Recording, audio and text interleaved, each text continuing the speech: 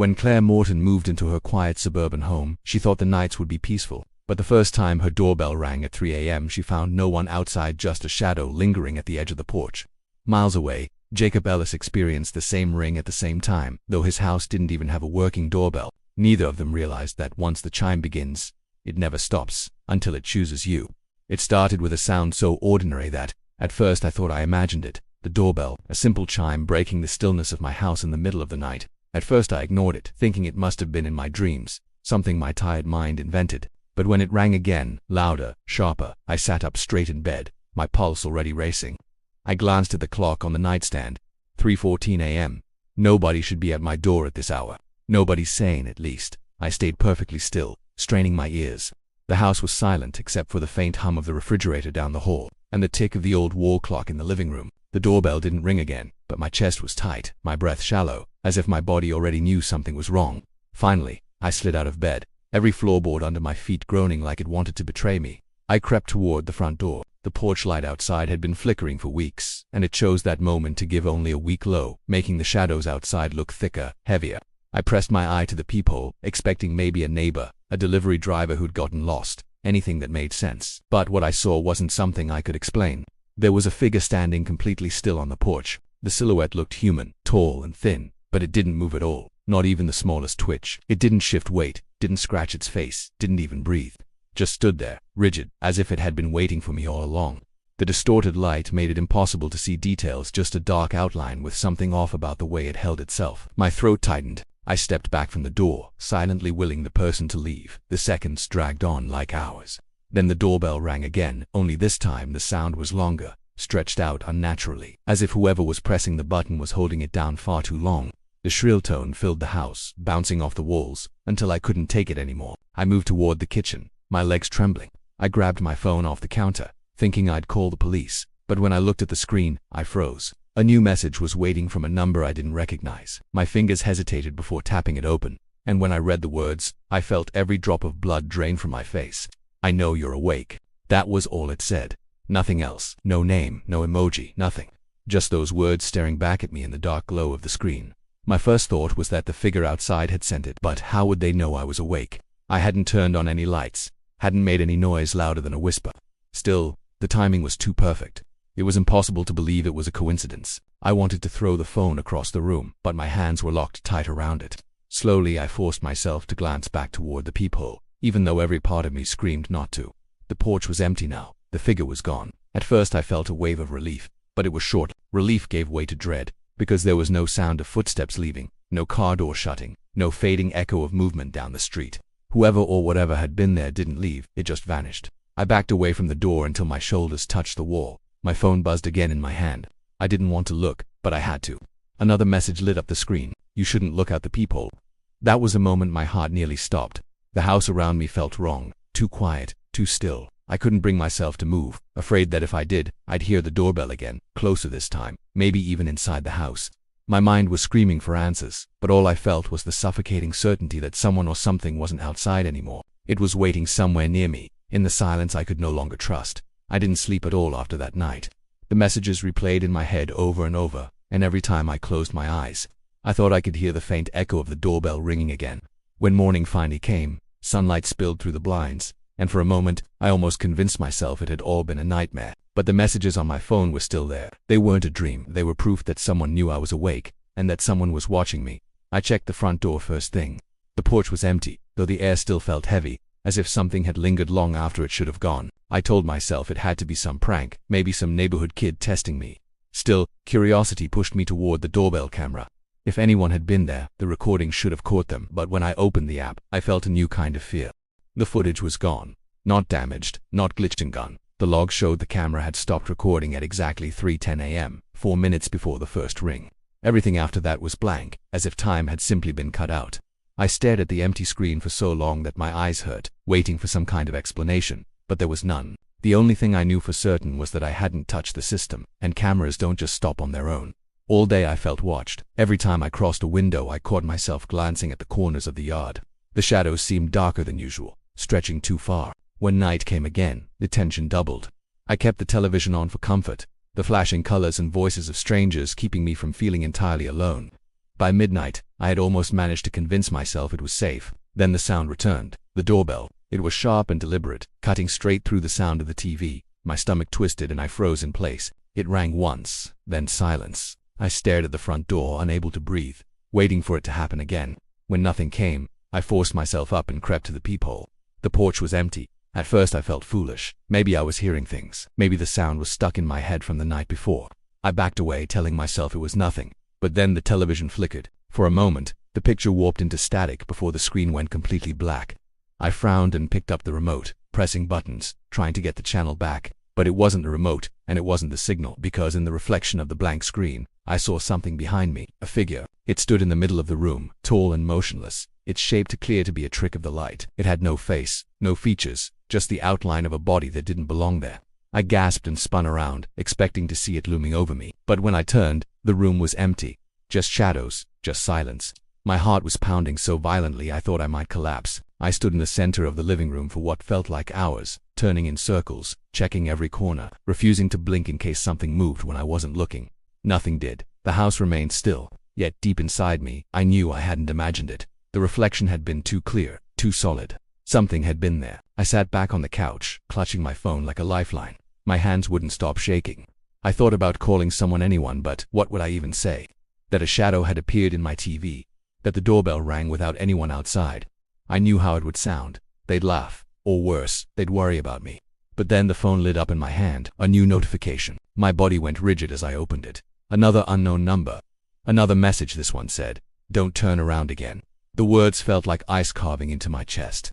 My mouth went dry and my body refused to move. If I obeyed, I'd never know what was behind me.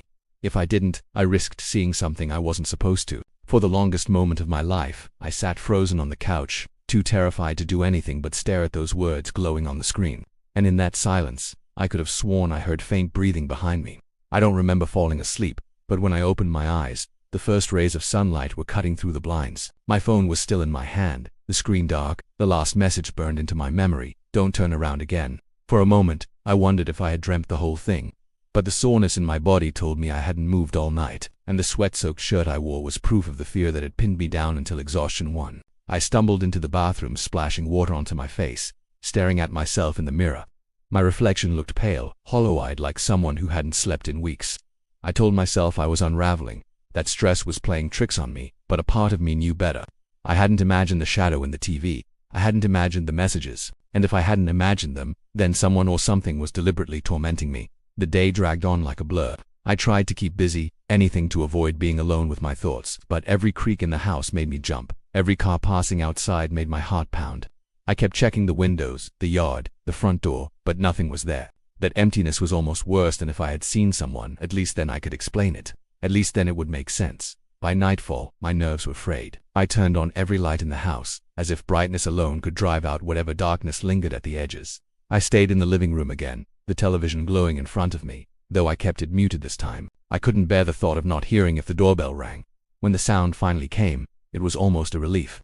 A single chime, soft, deliberate. My stomach turned to stone. I gripped the armrest of the couch so tightly that my knuckles ached. For a long moment, I didn't move. I told myself not to answer it, not to even look. But something deep inside me, a mix of fear and compulsion, pushed me to my feet. Slowly I crept to the front door and pressed my eye against the peephole. The porch was empty again. Nothing but the weak glow of the flickering light, casting restless shadows across the concrete. I exhaled shakily and turned away. That was when it happened. The doorbell rang again. But the sound didn't come from the front door. It came from inside the house. I froze in the hallway, my body refusing to obey the instinct to run. The sound echoed through the walls, warped and unnatural, vibrating in my bones. It was the same tone, but wrong somehow, as though it had traveled a great distance before reaching me. My phone buzzed in my pocket. I pulled it out with trembling hands, already knowing what I would see. Another message. "Why aren't you answering the door?" My breath hitched. I looked around, half expecting to see the figure standing behind me again. The house was silent except for the faint hum of the refrigerator, the tick of the clock in the living room. Yet the message made it clear I wasn't alone. I backed into my bedroom, slamming the door shut behind me. I pressed my back against it, clutching my phone like a weapon, even though it offered no real protection. I wanted to call the police, but what would I even tell them? That my doorbell was ringing inside my house. That I was getting messages from someone who seemed to know my every move. They'd think I was out of my mind. Minutes dragged by. Hours, maybe. I sat on the edge of my bed, staring at the phone, waiting for the next message, but none came. The silence stretched on until I almost convinced myself it was over. Then, just as I began to relax, the air in the room grew colder. Not gradually, instantly. My breath came out in pale mist. The hairs on my arms stood on end. I turned slowly toward the far corner of the room, and my heart nearly stopped. There was nothing there. Nothing I could see, anyway. But the shadows in that corner seemed deeper than the rest, shifting as if they had weight, as if they were pressing into the room, and in the middle of that heavy darkness I heard it faint, steady, unmistakable, breathing. The next morning, I finally broke. I couldn't keep pretending this was just stress or sleeplessness. Something was happening in my house, something I couldn't explain, and I needed answers. I called a repair company to come and check the doorbell system. The man who showed up was middle-aged, polite, with a tool belt hanging heavy around his waist. I hovered nervously as he tested wires, checked connections, and tinkered with the small camera above the door. After a while, he looked at me strangely. His brow furrowed, his lips pressed into a thin line. I asked what was wrong, but he only shook his head, almost as if he didn't want to say it out loud. Finally, he muttered that the system wasn't broken. Everything had been manually disconnected from inside the house. I stood there, stunned. I hadn't touched it. Nobody else had been in my home. The realization hit me like a hammer. If I hadn't pulled the wires, then someone else had. At some point, someone had been inside, close enough to shut down the very thing I relied on for safety. After he left, I sat at the kitchen table, my hands trembling so badly that I could barely hold a glass of water. The thought wouldn't leave me alone had they done it while I slept. Had I been so oblivious that someone was creeping through my home while I lay vulnerable in bed? When night returned, fear clung to me heavier than ever. I locked every door, every window, checking twice, 3 times. Still, it didn't feel like enough. I armed myself with a baseball bat and sat in my bedroom with all the lights on, my back pressed to the headboard. My eyes kept darting to the door, waiting for the inevitable sound. Hours passed. Midnight came and went. My eyelids grew heavy, the bat slipping in my grip. Just as I was about to drift off, the sound came, the doorbell, but it wasn't the crisp, familiar chime I had heard before. This time it was warped, distorted like the sound of metal grinding underwater. It dragged on far too long, vibrating in the walls until I thought my head would split. I rose from the bed on shaking legs. The bat clutched so tight in my hands it hurt. Step by step I crept toward the front door. My body screamed at me to stop, to hide, but I couldn't. I needed to see. When I pressed my eye to the peephole, I felt my stomach turn to ice. The figure was back. It stood in the middle of the porch, directly under the failing light. Its head was tilted unnaturally to the side, as if its neck had been snapped, and it was swaying gently, side to side, like a pendulum. Slow, deliberate, waiting. I staggered back from the door, choking on a sob I tried to swallow. The warped chime rang again, only this time I noticed something I hadn't before. The sound wasn't coming from the door. It was coming from inside the house. I dropped the bat, my whole body trembling. The sound echoed from the hallway now, sharp and piercing, though the button outside hadn't been pressed again. My phone lit up on the nightstand, vibrating with another message. My heart hammered as I picked it up. It said, "You shouldn't keep me waiting." The room seemed to shrink around me, the air thick with something I couldn't see but could feel pressing against my skin. Every instinct screamed at me to run, but there was nowhere to go. The doors, the windows, I knew they wouldn't open for me. Whatever this was, it had already decided I wasn't leaving. I backed into the corner of the bedroom, clutching my phone like it could save me. My eyes stayed locked on the door, waiting for it to open, waiting for the figure to step inside, but it didn't, not yet. The house fell silent again. Silent, except for the faint, unnatural creak of the floorboards in the hallway. Moving closer, step by step, even though I knew no one should be there. I didn't remember sitting down, but somehow I found myself huddled in the corner of my bedroom, the phone still in my hand, the baseball bat forgotten on the floor. I could hear the floorboards groaning faintly in the hallway, each one creaking as if a heavy weight were moving slowly toward me. But when I strained my ears, I couldn't hear footsteps. No breathing, no sound of movement, just the wood beneath my floor bending as if the house itself knew something was there. I wanted to scream, but fear held my throat shut. I wanted to run, but my legs wouldn't move. All I could do was sit in that suffocating silence, counting the seconds between each creak. One by one, they drew closer to my door. Then, suddenly, they stopped. The house fell into absolute stillness, the kind of silence so deep it makes your ears ring. I stared at the bedroom door, my chest rising and falling too quickly, and waited for something to happen. The knob didn't turn, the hinges didn't groan, nothing came through. Then my phone buzzed again.